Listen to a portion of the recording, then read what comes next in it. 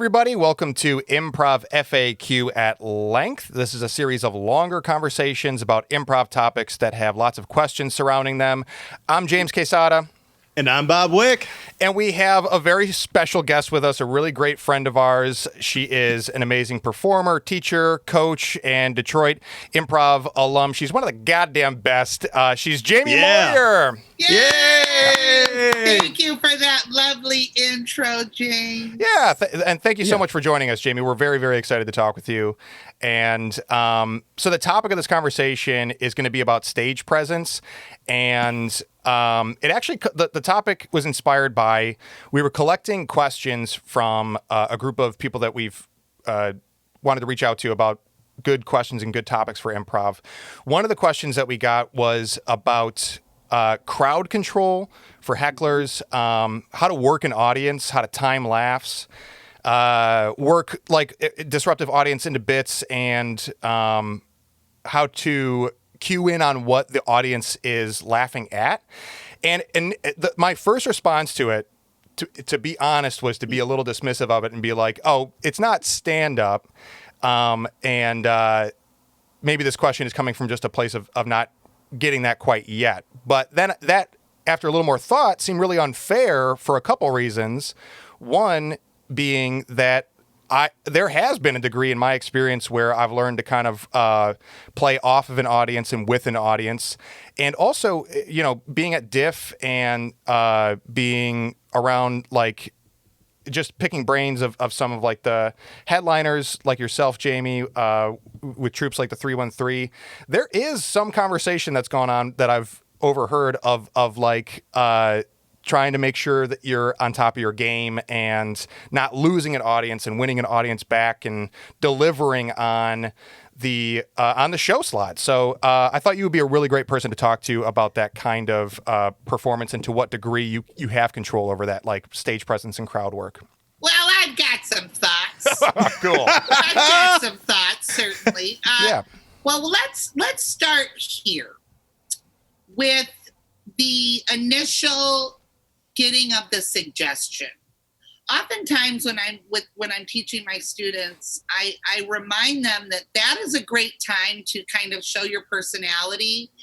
And it's also a great place to maybe burn a couple suggestions you're sick of. Because one thing I don't like to watch is an improviser attack an audience member for their suggestion.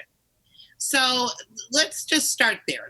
That'll be the first thing I address. And you guys, I'm sure, have seen this where someone says, like, we have a location, and someone yells out, inevitably, bathroom, right, is usually one of the big ones. And then you've maybe seen an improviser go, oh, very creative, right, or something like that.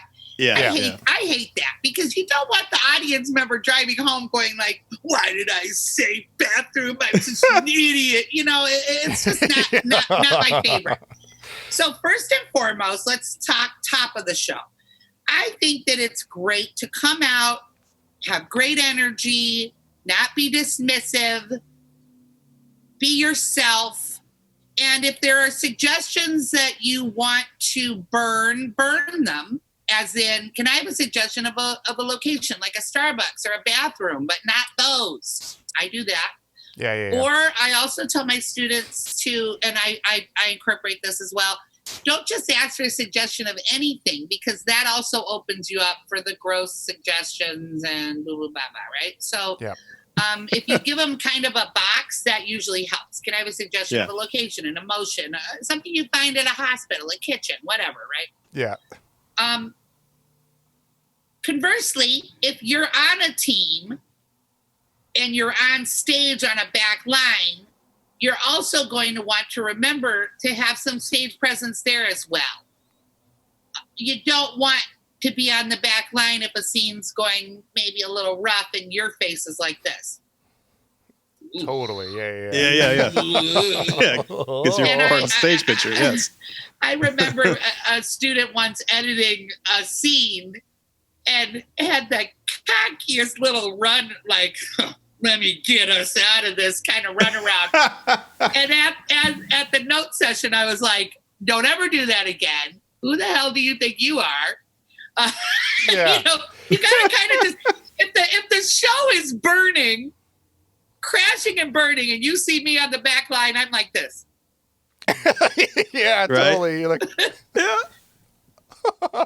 In my head, I'm like, this is not going well, but in my face is neutral to delighted. yeah. Okay. Yeah. So what I'm hearing from that is that one of the first things that is a good thing just in general stage presence for an improviser to learn is that you want to avoid being douchey and that like you really have an opportunity to present because we're not like going off stage for a lot of it and dressing up and being in character for all of it. You want to make sure that you're staying as like a available, positive presence on stage.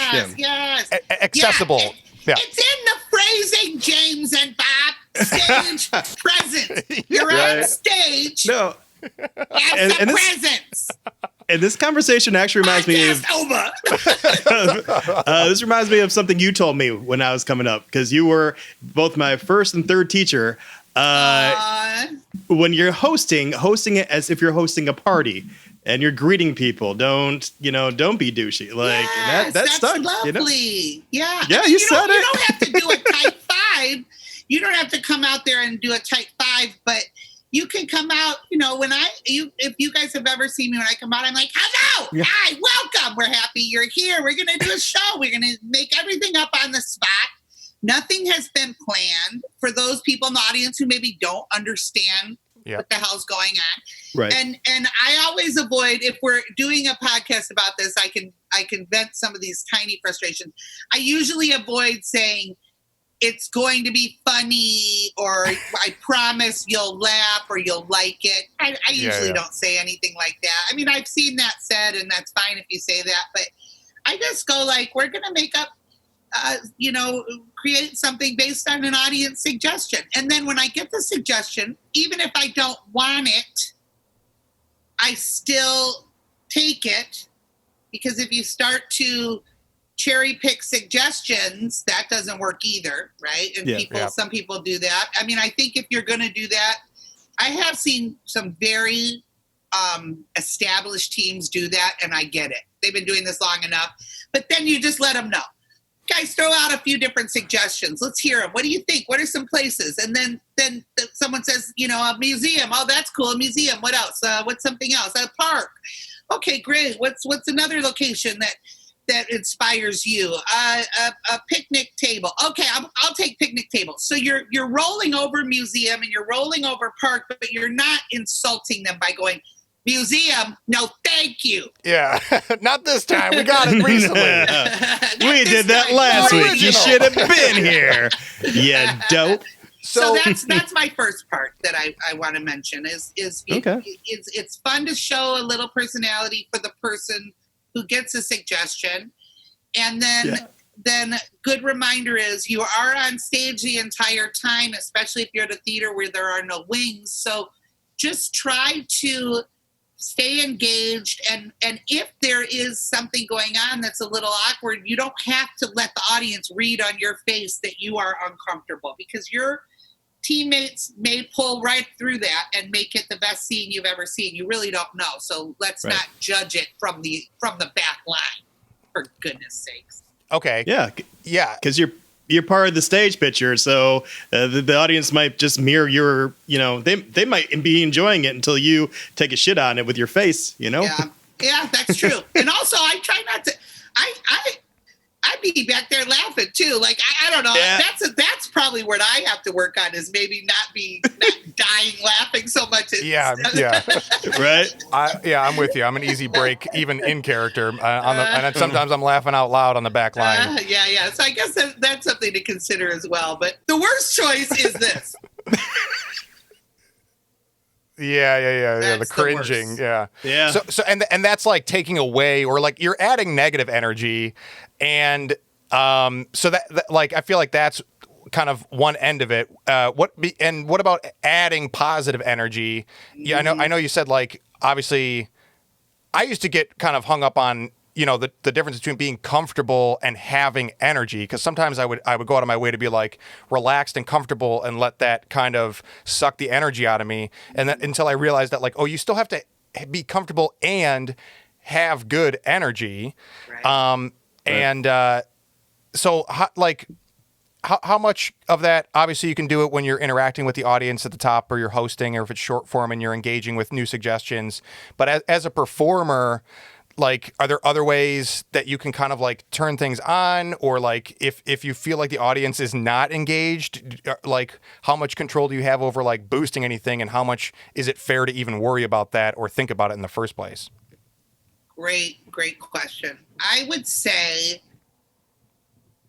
I have done shows where I don't have a lot of energy, but I play a lot of extremely laid back characters who have lots of detail, so that if I just can't muster up a run around the stage, physical, jump through hoops kind of set, then my characters might be a little more laid back than you would normally see me, but they'll still have the energy of a person that is not me and that a character that I'm creating. So I think that it's okay if you're in a calmer place. I mean, that always works. Conversely, if you're in a calmer place, you could mirror one of your teammates who's in a very high energy place and kind of use their energy to fuel your energy. And so I think that it's kind of a choose your own adventure. I don't necessarily think that I'm super cognizant of my energy level in and out of a show beyond this one point: editing. I think that if a show is lagging, you've got to throw a couple quick scenes in there. If you're doing a montage, if you're doing a deconstruction, any kind of set, even in a 2-person show, and the 2-person teams I've coached and the 2-person teams I'm on, I love to throw a 10-second scene in there because it's the best. Yeah. And yeah. I teach my students that if you throw a quick scene in the middle, you keep the audience on their toes. Otherwise, every scene that starts, they go, okay, here's another 4-minute scene. This one is about an alien, I guess. Oh, now they're doing a 4-minute scene about a married couple. You got to throw that quick one in there to kind of pop the energy. And then maybe, I also say, maybe you circle back to that quick one later, and that's an automatic hint for a callback. So it's kind of a win-win. Now, in a mono show or a mono scene, my 2-person troupe that I perform the most with is me and Mary Beth Monroe. We are Moyer and Monroe. We will do a lot of other characters popping by. So that's another example of a great place. If you're feeling things are lagging, you could edit and never see those characters again. Or if you're liking the scene but it's lagging, someone can show up. Yeah. Knock at the door. Yeah. So, and I've had an experience of like, we were doing a show at Pointless, one time, and like Gary, all I remember is that Gary and I were in the set. I can't remember who else was playing, but like the night just felt kind of off, and it wasn't really necessarily the quality of the scenes or anything. There was just something in the air that like the energy just felt like kind of stale. And after the show, somebody pointed out they were like Gary and James turned on that Go comedy energy, and I just thought it was such an interesting comment because like me and Gary kind of like amped up a degree of energy. I don't know I can't remember how helpful it was to the show, if it was disruptive or what. But it was an interesting thing to me because like one, at a place like Go Comedy, that's a room that has like the AC on and it's a cabaret seating, so it's a smaller room, but it's not as intimate as if the seats were packed all together.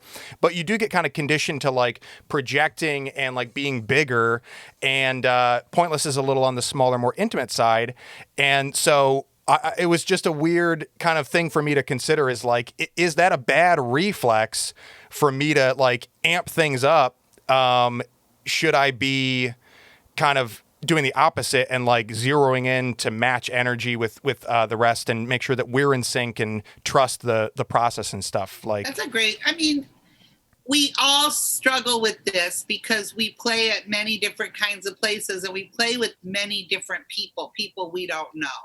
So I play big characters, lots of emotion, lots of heart. If you match my energy with a very cerebral player who doesn't get down like that, how does it work, right? I still stand by the tenet that I just do what I do and it works. And I think that my energy matched with a more calm cerebral player still will work as long as it doesn't have to be budding. They can complement each other, but all players have to be on board with that, so if I enter a scene, let's say you and Bob are doing a scene and you guys are like very quiet and cerebral and, and I come in and I'm like, here's your copies, you two little rascals. It's all honestly in how you react to that than it is that initiation itself. Yeah. Isn't that true of all of our scenes? It's all in how the people you're playing with handle their own style as well as yours. Can you harness both? And I think the best players I've seen, they don't really care. Like I have played with some very seasoned people who don't do a ton of big characters and they are fabulous to play with, but I don't try to play like they're playing because I don't play like that. And so I can't improvise. Yeah. I can't do it because it's just not in me to do it, I guess. Yeah, that's a really great point because I feel like I've had experiences where like I know my style and I've kind of gotten like self-conscious at times and tried to like hold back or match things, and I feel like I don't know, sometimes there's like styles that don't mesh and it throws each other off, and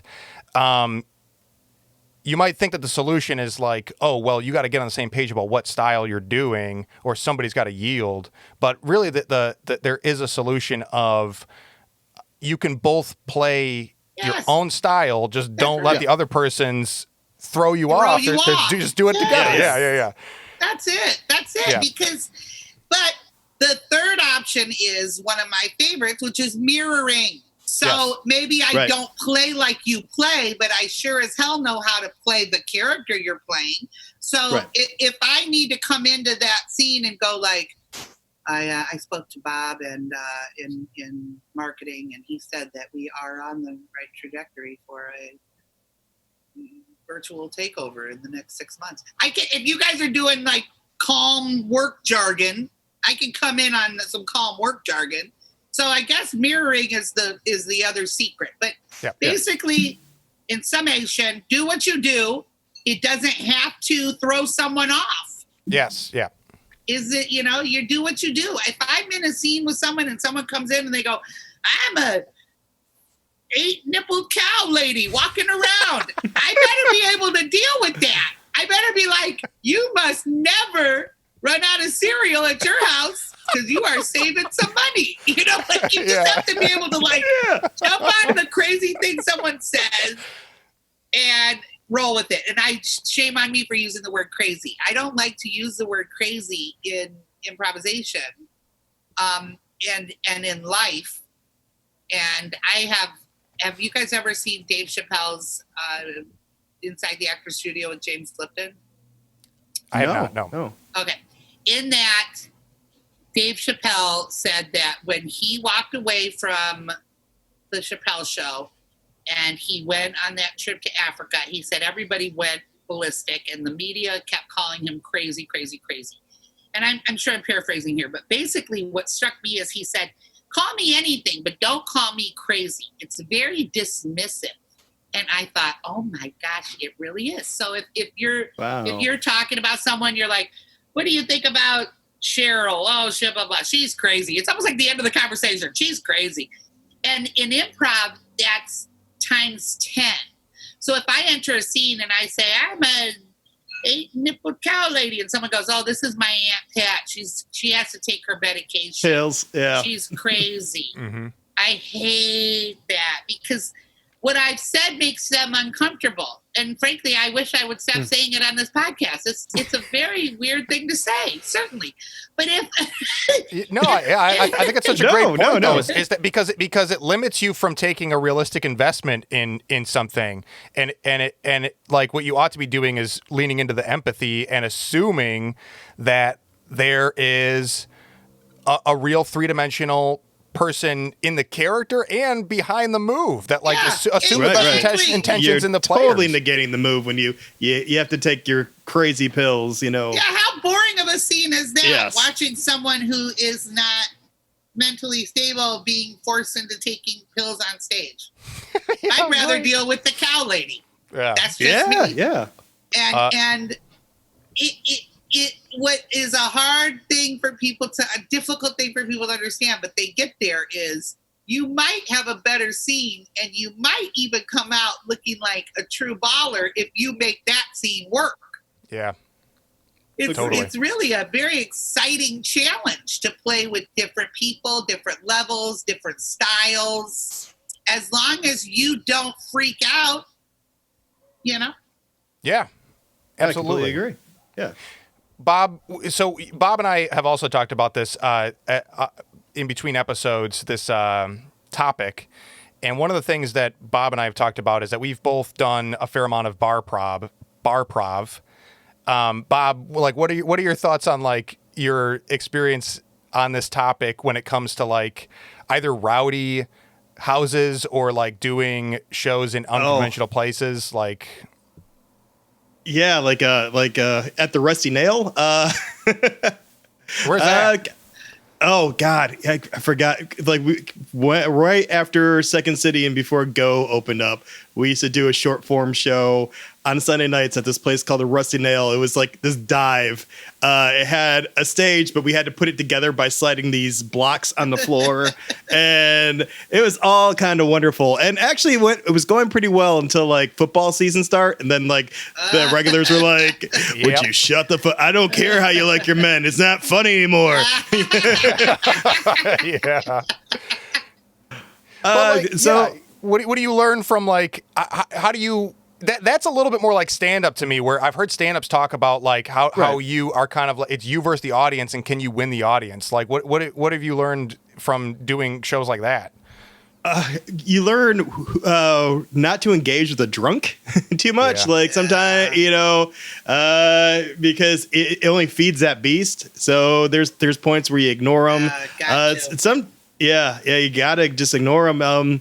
Hopefully, if you're at a decent place like Pointless or the Ant or Go, there's someone there. They'll nudge them and tell them to shut the fuck up. And then there's moments where people, if you engage with them just a little bit, if you just give them a little like attention, they'll calm down. But you really gotta read them well. You really gotta make sure you're picking the right one. Yeah, and or one time I remember Pete and I were doing a set at Go. And there was these 4 ladies there. They came on a Sunday night and they were drinking. They were having a good time. I think it was like a Sunday before like a Memorial Day. So they had Monday off. And I don't know why they chose Go to drink, because they weren't there for the show. They were just there to hang out. And, I respect that. But I would also like to do the show that me and Pete wanted to do. I think that's fair, Bob. Don't feel bad about that. So we stopped and we just listened to them for a couple of seconds, and they were dropping names and everything, and we just used all the stuff they were using as information. So we started using that. I think I called them like Carol or something, and then they started like engaging, like, her name's Carol, and we just started doing all this stuff, So we were having fun with it, and then the rest of the audience was in on it as well. They were it was just a fun way to use what was going on in the room without really engaging them. Because I think if I would have walked over the table or try to get break the fourth wall or something, it would have been a catastrophe. I don't think that I've ever really seen that super work breaking, like really getting them more and more involved. But I think what you just described was perfect. I feel like in my life, I have done something similar where it's like, you kind of have to acknowledge it a little bit, but you have to be so careful about engaging. Yeah. I've also seen engagement that is not pretty. Yes. And all you have to do is see that once or twice to understand that the people that are really getting hurt are all the other people who are there to laugh and have a good time. Yeah. And so watching someone on stage cuss out a audience member is really uncomfortable for so many, even though often that audience member deserves it. They're being very rude. Yeah. They think they're fucking hilarious people. Yeah. I think stand-ups do it better than we can because we're trying to create worlds. And if I'm doing a scene where I'm like, here we are in our kayak in the middle of the lake and there's not a soul for miles, and someone's like, you better have your life jacket on. You gotta. But then you can kind of go like, you can hear my mom all the way from the dock, and then that makes everyone laugh, and then you just hope that's it. Yeah. It's almost like ignoring it isn't always the best, but I kind of think it's like lightly acknowledge and try to move on as quickly as possible, basically. The move I've seen done a lot was, let me close the window. I can hear my name. Yeah. This is my thought for myself is that like I think that I'm like I got to tighten up the fourth wall when it's happening. I imagine that people who are better at just like social engagement and like chit chat and shooting the shit with people, which I am not that type of person. I imagine those types of like very social people are better at riffing or incorporating or doing the things that you were talking about, Bob. I am not. I don't find it easy to just like kind of enter new conversations or like chat up random strangers at the bar or a sporting event or whatever. So it's like I'm going to tighten this fourth wall up. You're a good conversationalist. When we have parameters, if somebody just entered the room right now, I'd be like, "You take over. My structure is gone." So that's what works for me, and I really appreciate what you said, Jamie, which is that like not to attack an audience member because sometimes. I think it's a great point that like if you're going to acknowledge it, the goal is to hopefully acknowledge and diffuse and move on. And because if it just keeps happening, then that's a tough thing to continue dealing with. Yeah. And like acknowledge, don't engage. Yeah. That's a good way to look at it. And then also, go ahead. Oh, I was just going to say, I've done some really awful gigs where it's hard. And I mean, corporate gigs where you're making money, but nobody wants you there at all. It's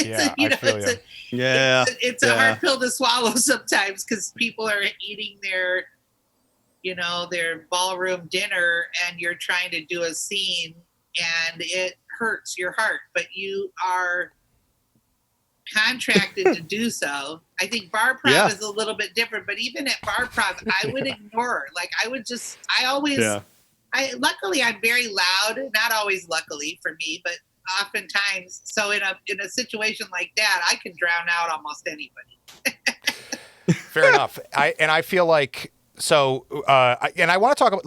Let's talk about the corporate contracted to do a show thing because I think that's also a unique scenario. The last little pin I'll put on the whole bar prov conversation and acknowledging the audience is that like even if like you can hear my mom from the shore or like the neighbors are getting chatty thing, the risk with that is that not everybody is good at delivering that, and it takes finessing to be the right amount of like in control of the situation and like politely but firmly being like, we're doing a show delivery, and I feel like not everybody is as good at that as they would hope to be or might think that they are, and it can really backfire. Yeah, that's true quickly. too. That is true. Yeah. I would say go It's a at it skill. from a playful. It is a skill. Yeah, and it's a part of improv is be quick on your feet, and that's where that comes in. Yeah, it's like you kind of have to assess the situation. If someone is, I feel like I have also seen where someone's talking throughout the whole show, and an improviser literally said, "You need to shut the fuck up." And then the rest of the audience was like, "Thank you." So it's like, right. I almost think it's a case-by-case basis. Totally. Yeah. There is no right answer, but the things to think about in that moment are, can I playfully get them to quiet down? Can I playfully get the rest of the audience not to be so uncomfortable by this one problem? Is this worth addressing? I think is probably a good jumping off point. Yeah. If they're laughing and they're watching the show and they've never been to a show before and they don't know the etiquette, I don't mind that. People think they're watching TV. I think it's a matter of a case by case. And I think, James, there's some validity to what you're saying, which is if you don't think you're good at handling it, then your best bet is probably ignore it and let someone else, if it keeps going, let someone who is the more savvy people person or however the hell trust that they'll pop in. And then also, frankly, I trust that the bar staff or the house staff or the audience. The audience is great. Audience is good. The audience is good. Yeah. That's good. Yeah. Especially like you just said in those cases where it's like someone who's not familiar with being in a live theater, or the heckler that's actually trying to help you because they don't know that you're only asking for one suggestion. So throughout the whole thing, they think it's like a choose your own adventure. Don't forget your paddle. I am your mom. You forgot your inhaler. Come here, my daughter. No, stop. So let's talk about the corporate scenario, or like you are contracted to do a performance, and maybe that's a corporate gig, or it's a festival headliner, or whatever it may be, but you're supposed to deliver. And I feel like one of the elements is, obviously if you're getting paid for it, that's one thing. And you're not only trying to match the expectations of the audience, but you also have whoever hired you wanting you to deliver. So there's like another pressure point. And like, how does that change things for you, Jamie? Or like, is there different advice that you would give on like winning over an audience, or making sure that you're like delivering to a kind of base value for whatever client hired you? Absolutely. I would say first and foremost, to be a truly skilled improviser, you have to be able to do a kid show at 9 a.m. and a bar set at midnight. It is two sets, because two sets of skills almost, or two paths. And the corporate stuff where you have to be clean, right? You have to be able to still deliver funny.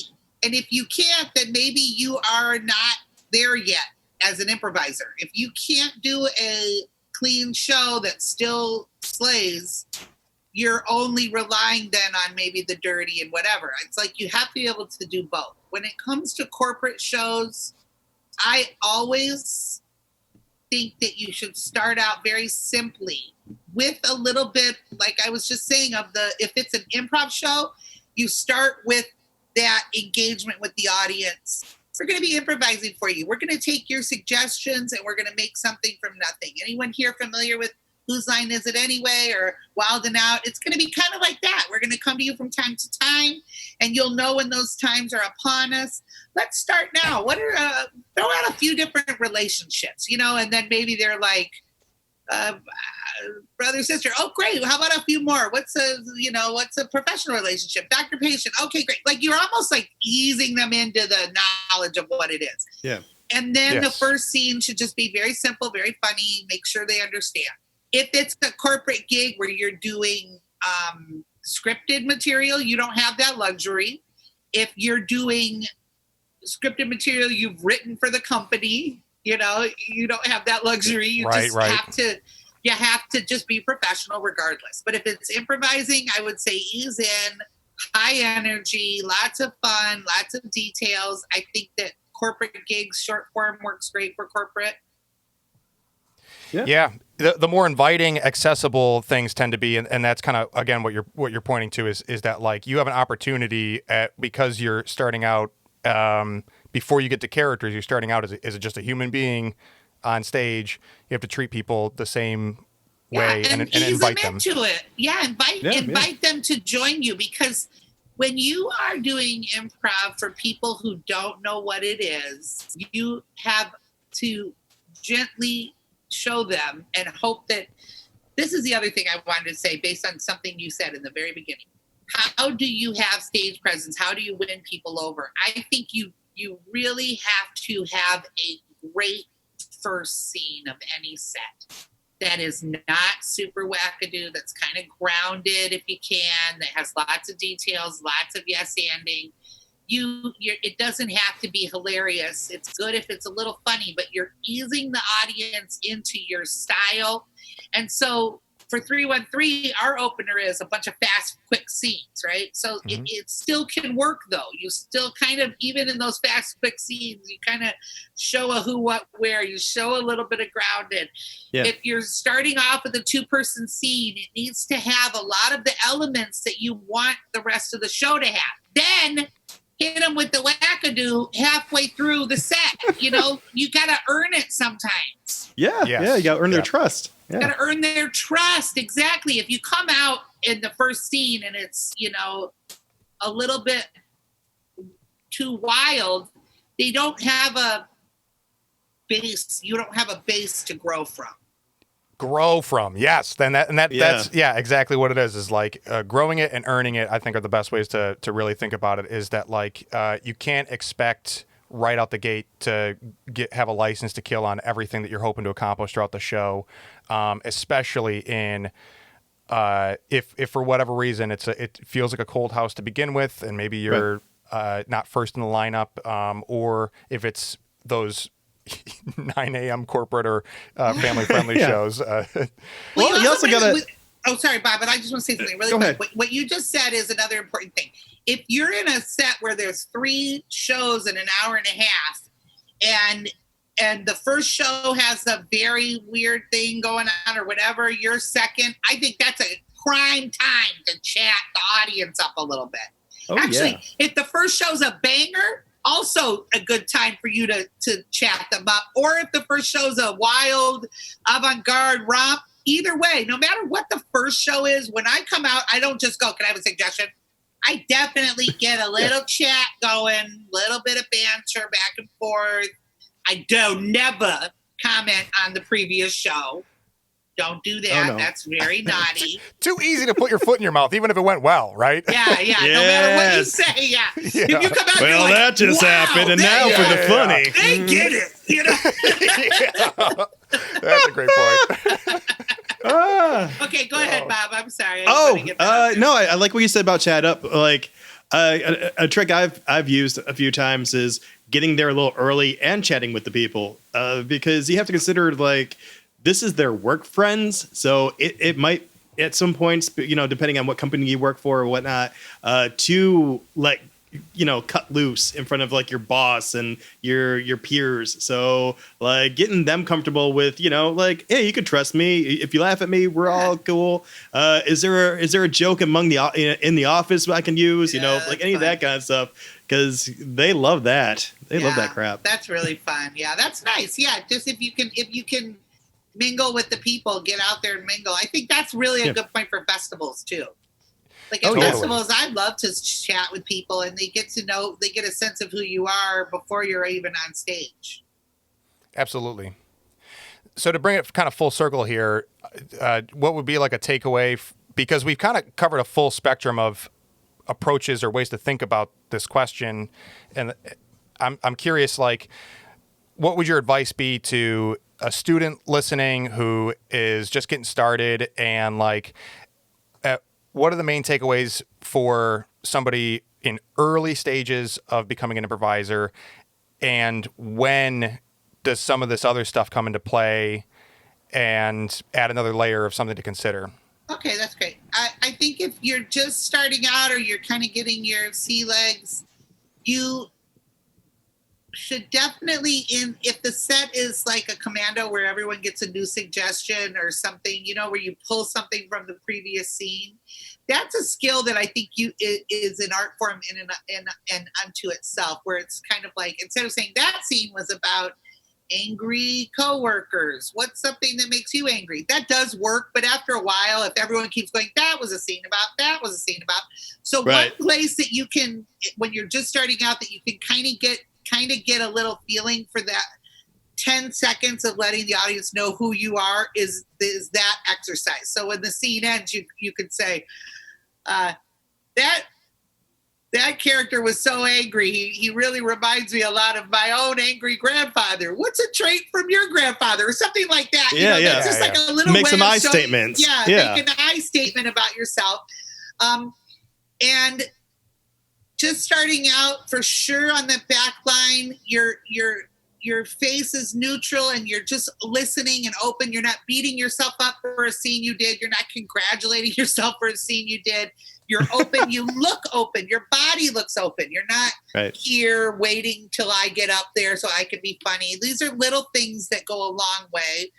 I think that if you are the person who never gets a suggestion, you should volunteer to get the suggestion. And that's really the only way you're gonna start to feel out that part of this is totally. if you practice a little bit on stage, and maybe if you practice a little bit in rehearsal. If there's someone on your team who always gets a suggestion, maybe in rehearsal you go like, guys, I never get the suggestion. Can I try it? Or feel that I'm working on getting. I want to work on myself. Is that cool? Yeah, that's right. Yeah, you don't want it to sound like I never get the suggestion because Paul always gets it. Maybe it's just like Paul. It's more, usually I find it's more who wants to get the suggestion and you're the one not speaking up. So why don't you try it? I also believe that you got to get out there pretty fast in the show or you're going to get in your head. If you're a player who's just figuring things out, you don't want to wait until the 6th scene to show your face. And if that 6th scene is a fast one, you can be right again in the 7th. You don't have to wait another 6 scenes before you come back out. You've got to push yourself. One thing that is a tiny pet peeve of mine is when a large team takes the stage, 8, 9, 10 people, and they get the suggestion and then barely one person comes out, then barely one person comes out, and it's a 2-person scene. I think that you can have a grounded 3 or 4 person scene at the top of the show with a large team and it's going to be fine. But I just think make it grounded. Just mirror each other. If you're a tentative player, then you are allowed to copy everything everyone else is doing at all times. It's a compliment to copy a character in improvisation. No other art form in the world would recommend it. Yeah. If you're jamming with a band and you're stepping on the bass line, it's not the same. Yeah. Yeah, but if I come out and I'm like, oh, I'd love to have this time with you. This has been so lovely. Then and you go, it has been lovely. I'm going to have a wonderful time. You're going to get a huge laugh, and you're welcome. You got it. Yeah. I opened the door for you to get it. You walked through. You heightened what I did. You went bigger. You got the laugh. All that matters is they're laughing. We're both looking good. So copy. It's fine. What do they call it? Mirroring. Or peas in a pod. Yeah. Yep. No, I love this because I've had so many students who are those people who wait for the 5th or 6th scene to jump out there. And when they do jump out, they look so confused. Like, I don't have any inspiration. Too much pressure. Just go mirror. Yeah, just mirror. Make it till you make it. Yeah. And I imagine when it comes to like when it's appropriate in your arc or career and development in improvising and performing that, you'll know when it's time for you to worry about it. It might come along with like your first paid opportunity or opportunity to headline or feature in a show.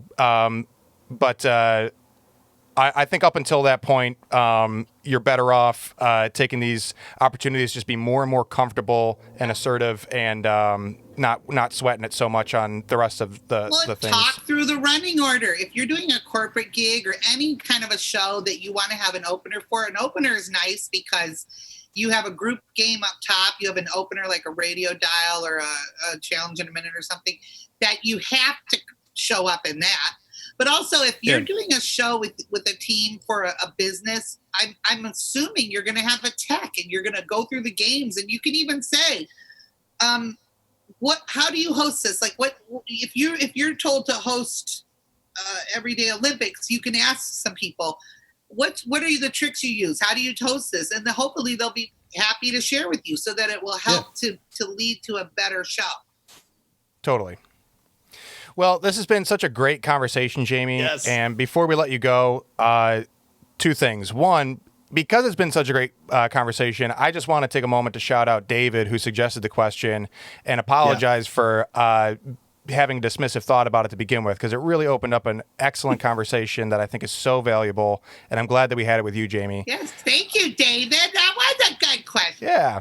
And then in this virtual world that we're living in, what are some of the things that you're doing that we can scope you out online, or anything else that you want to plug, Jamie? I'm doing some teaching at Second City. I've done some teaching for Voodoo out in Denver. It's kind of cool. I've done West Side Comedy in Santa Monica. It's kind of great. I will say this.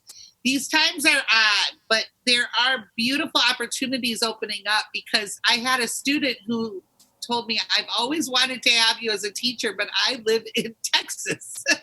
Wow.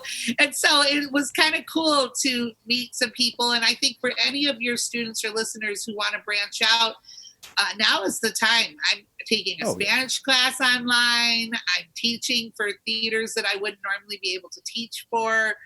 I do have a couple things coming up that you can look for, a couple appearances on AP Bio, which is now going to be on the Peacock streaming network. Oh, nice. And other than that, I'm just trying to stay safe, and we'll see what happens with this thing. I would love for the world to reopen, but I'm not in any rush, because I don't think it's time quite yet. I feel you. Absolutely. Yeah, absolutely. So, yes. People having pool parties. Well, we're glad that you're doing well. It was so great to see you and talk with you. Thanks for taking the time. Thank you. Thank you for your time. Guys. I love you guys. Love you. All right, we'll catch you next time on Improv FAQ at length.